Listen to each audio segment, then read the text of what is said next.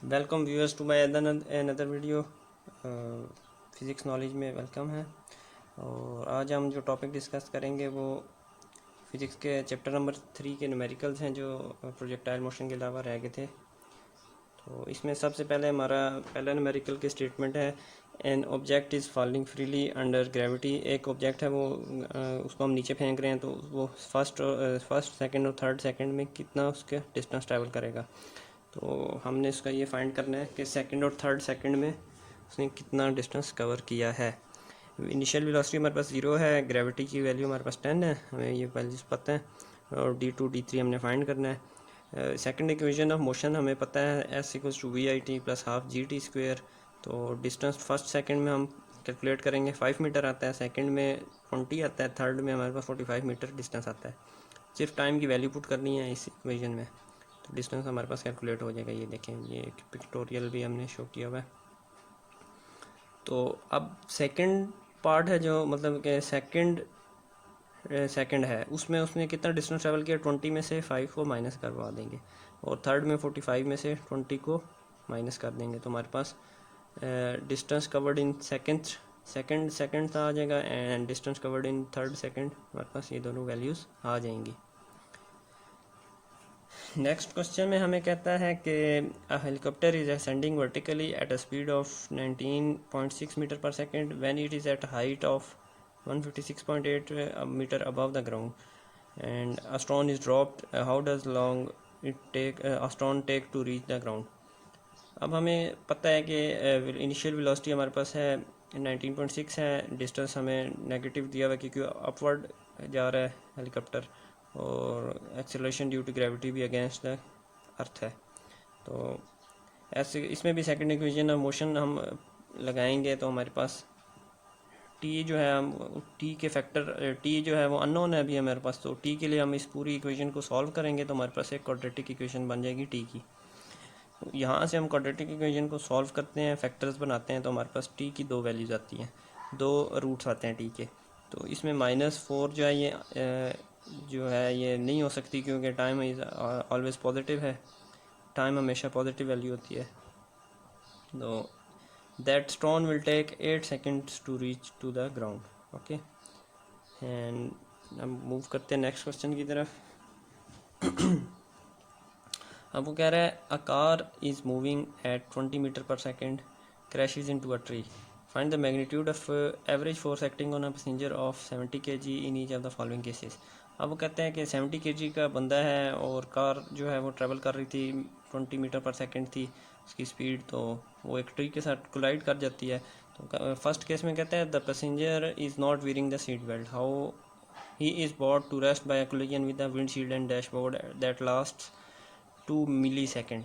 कहता है कि डैशबोर्ड के साथ या विंड स्क्रीन से वो टकराएगा, 2 मिली सेकेंड के लिए टकराएगा। तो उस केस में हमारे पास कितना होगा, हमारे पास द हाँ मतलब हमने उसने पूछा है कि find the magnitude of average force acting on a passenger, average force हमने फाइंड करनी है। अब हमें उसने क्या क्या गिवन है, फर्स्ट केस में हमारे पास पता है हमें फाइनल वेलोसिटी 0 हो जाएगी, टाइम जो है वो मिली सेकेंड्स में गिवन है हमें, और मोमेंटम हमें पता है कि उसकी m∆v होता है, चेंज इन वेलोसिटी है। तो मैस हमें पता है और वेलोसिटी भी पता है कार की, और टाइम भी हमें पता है। तो ये सारी वैल्यूज़ हम इसमें इंसर्ट करते हैं तो हमारे पास ये फोर्स आ जाती है 7 × 10⁵ न्यूटन। अब सेकंड केस में हमें कहते हैं कि ये टाइम जो है ये बढ़ जाता है। तो ऑब्वियस सी बात है, जब टाइम बढ़ेगा तो मोमेंटम कम हो जाएगा, और मोमेंटम तो उतना ही रहेगा, सॉरी व्यूअर्स, और तो फोर्स हमारे पास कम हो जाएगी अगर जब हम एयर बैग का अगर इफेक्ट आ जाए। दूसरे केस में था ना हमारे पास the car is equipped with the passenger side air bag, the force due to the air bag acts for 45 millisecond bringing the passenger to the rest. तो इस केस में हमारे पास ड्रैग फोर्स जो है वो अपोजिंग फोर्स है ना, जो उसको बचाएगी जो एयर बैग्स हैं उससे, तो वो हमारे पास आती है 3.1 × 10⁴ न्यूटन। नेक्स्ट की तरफ चलते हैं। नेक्स्ट न्यूमेरिकल है हमारे पास a 0.4 kg ball travelling with the speed of 15 metre पर second strikes a rigid wall and rebounds elastically. If the ball is in contact with the wall for 0.04 second, then what is the momentum imparted to the wall, and B part में है the average force exerted on the wall.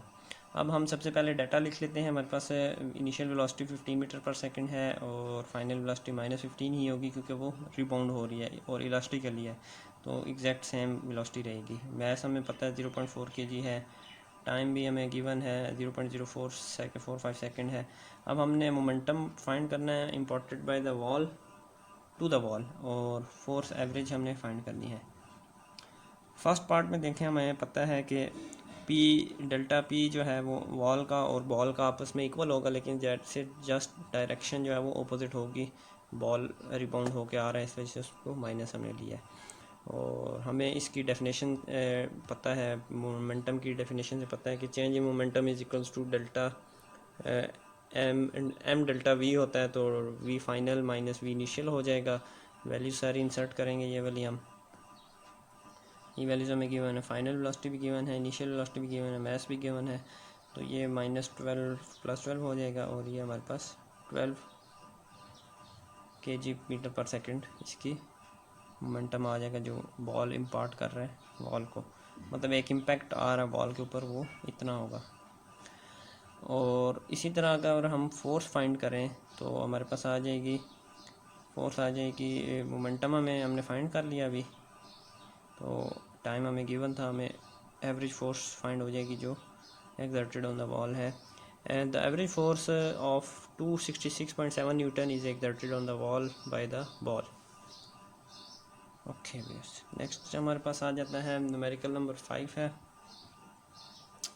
One ball of mass 0.6 kg traveling with a speed of 9 meter per second to the right collides head on elastically with the second ball of mass 0.3 kg traveling with a speed of 8 meter पर second to the left. एक ball right से आ रही है और एक left से आ रही है, वो आपस में कोलाइड कर जाती हैं।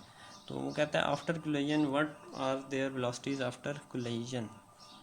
अब एक बॉल का मैस देता है, एक का कम है, तो एक बड़ी बॉल है और एक छोटी बॉल है, इनका हमें मैस गिवन है, m1 m2 गिवन है, u1 u2 हमें गिवन है।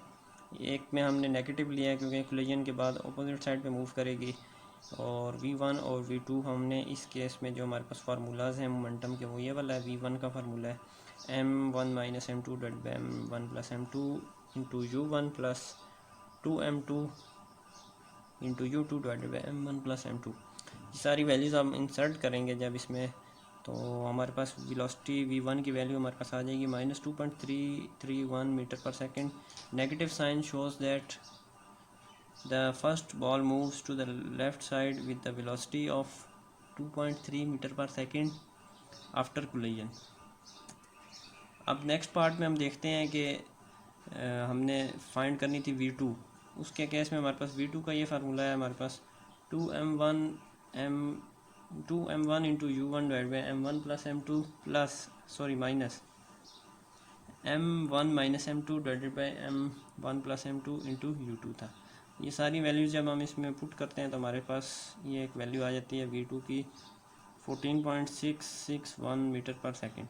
तो इसमें पॉजिटिव साइन हमें शो कर रहा है कि positive sign shows that the second ball moves to the right side with velocity. अब ये राइट साइड पे मूव करेगी और दूसरी जो बॉल थी वो लेफ़्ट साइड पे मूव कर जाएगी। तो ये हमारे चैप्टर नंबर 3 के न्यूमेरिकल्स कंप्लीट हो गए हैं। Thank you for watching my video. अल्लाह हाफ़िज़।